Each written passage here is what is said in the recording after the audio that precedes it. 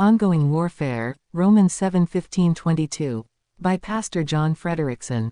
After the end of World War II, there was an often silent, but ongoing, warfare between the United States and the Soviet Union. At times it became more visible, as during the Cuban Missile Crisis that threatened nuclear holocaust. Most of the time it was a more subtle warfare of espionage, jockeying for position, influencing public opinion, and recruiting others to one's side in this conflict. We couldn't always see it, but it was always there nonetheless. Every believer is engaged in an ongoing spiritual warfare that takes place within us. Ephesians 4:22-24 identifies the combatants as the old man, or old nature, and the new man, or new nature.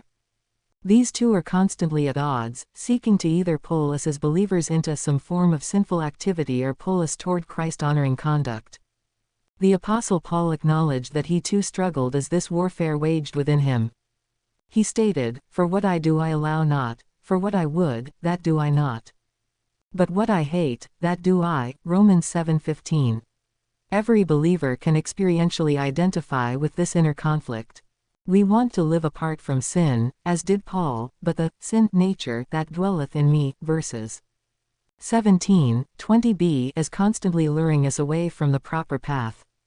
When believers are in a good place spiritually, they can say with Paul, "I delight in the law of God after the inward man," verses 22. Why, then, if we yearn to live for Christ and do what is pleasing to Him, do we so often fail in sin?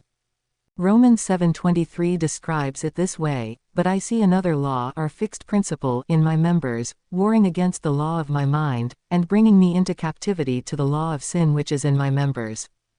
The bad news is that this unseen spiritual conflict will continue within us until the day we go home to be with Christ or until He comes for us in the rapture.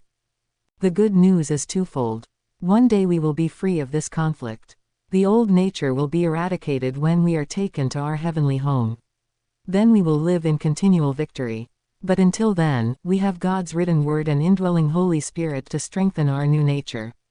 To the extent we avail ourselves of both, we'll find victory. You are not alone in this battle or in failures. Stay homesick for heaven, stay in the Word, and seek to yield yourself to the Holy Spirit.